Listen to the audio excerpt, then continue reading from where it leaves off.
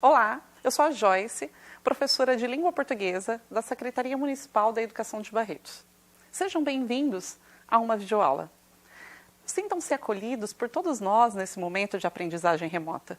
Nós estaremos juntos chegando até você pela Vale TV. Na aula de hoje, então, nós vamos ver sobre painel de poemas, certo? E aí, a primeira pergunta que pode ser feita é: o que é um poema, professora? Como que eu consigo identificar?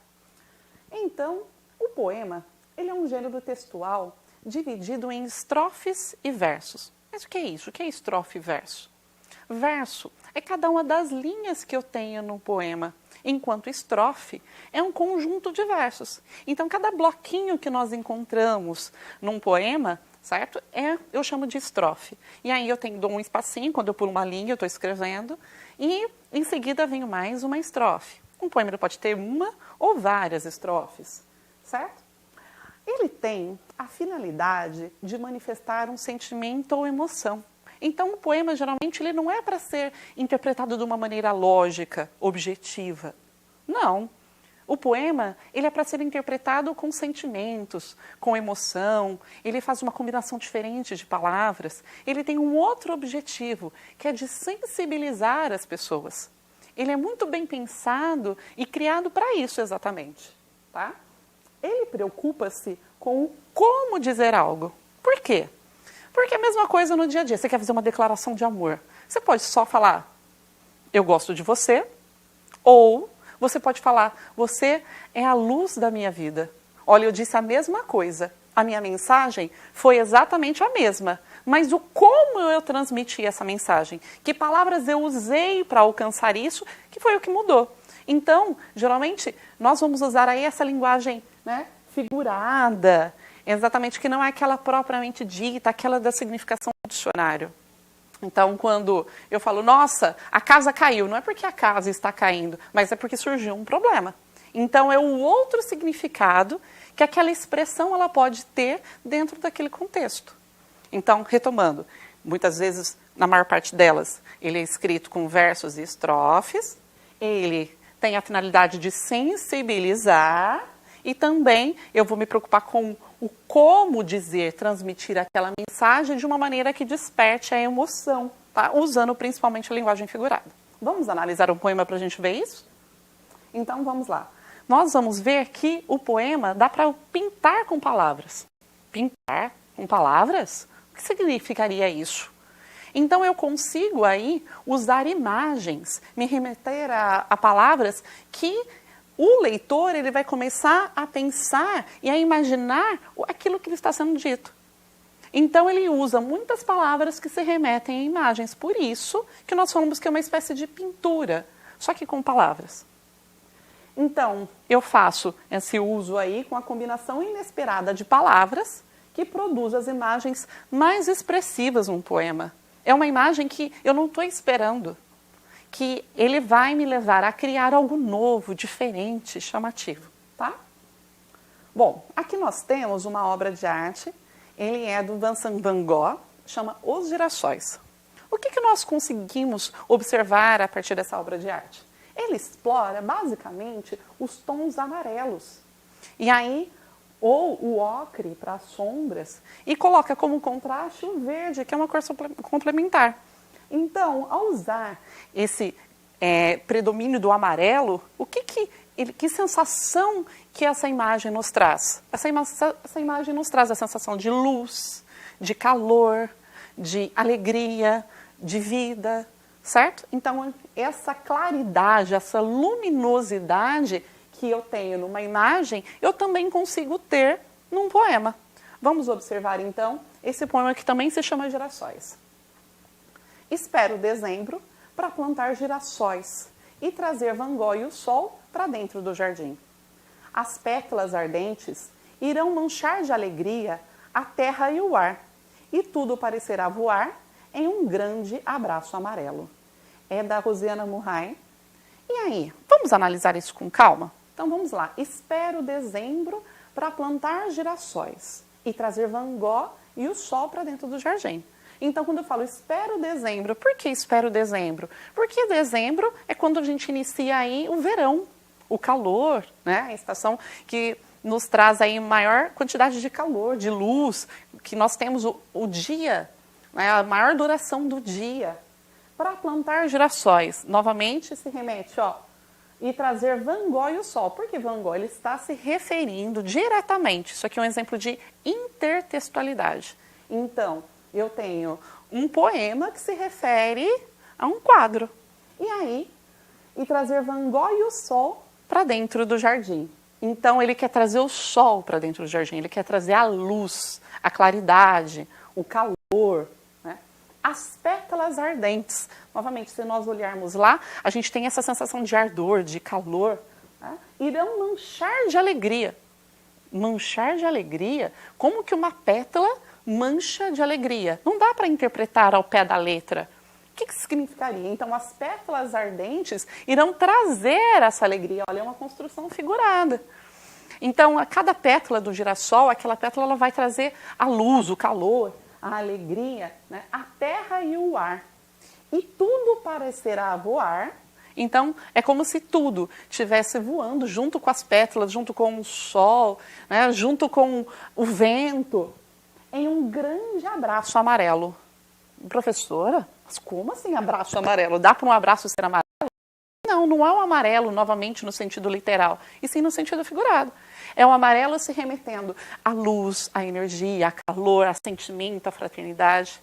Então, nós temos aí, ele quer trazer o eu lírico, que é justamente a pessoa que está falando no poema, é essa voz que diz no poema.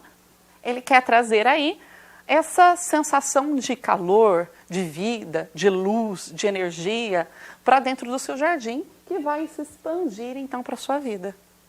É exatamente essa a mensagem que nós temos, certo? Vamos ver um outro poema agora. Ele se chama Aquarela. Bom, o que é aquarela? Aquarela é um tipo de pintura como essa aqui, olha, em que eu pego os pigmentos de uma forma com bastante água, bem aguada, e faço uma pintura que dá para ver a sobreposição das cores, né? Ao mesmo tempo que eu consigo enxergar o fundo do papel. Então, isso aqui é um tipo de pintura feito com material chamado aquarela. E aí, o tema, então, é aquarela. Nós, pelo título, já imaginamos, vai se falar de cor, de pintura, né? Do que será? Porque o título ele já me traz essa ideia inicial. E aí, quando nós olhamos o poema, ele parece ser bem simples, né? Mar azul, sol, a maré, lá. Verde mais, coral, cores em coro, da Ana Maria Machado. Mas a gente vai ver que essa ideia de simplicidade, ela é inocente, porque ele não tem nada de simples. E ele tem uma riqueza de significados muito grande. Vamos lá? Então, vamos pensar. Mar azul. Então, sol. A maré. Verde. O que eu tenho? Eu tenho justamente essa paisagem marinha, da praia, do sol, do mar, né? O verde. E aí eu vou ter outros significados além disso, porque eu tenho outras combinações de palavras. Então eu tenho o mar azul, eu vou ter o sol, aí em seguida amarela. Então, se eu juntar a maré com lá, vira amarela, a cor amarela, essa cor justamente do sol. E ver demais, ou seja, ver demais, eu vou ver além, vou ver mais, e ao mesmo tempo de verde. Eu tenho aqui a combinação do verde, a cor verde. Então, lá, quando eu estou de frente do mar, eu vou ver mais, e ao mesmo tempo eu tenho essa cor verde da paisagem natural. E aí eu tenho coral, cores em coro. Então, esse coral também ele tem um duplo sentido. Né? O coral ele pode ter várias significações. Eu tenho coral dos animais marinhos, né? Eu tenho coral da cor coral e eu tenho coral de um conjunto de vozes cantando. É como se as cores da aquarela estivessem em coro, todas em harmonia naquele ambiente. Então, quais cores que eu tenho aqui diretamente que remetem à aquarela? Eu vou ter o mar azul, o sol, né? Verde. Além disso, de eu trabalhar com essas cores, eu tenho também uma coisa que nós chamamos de mistura de sensações.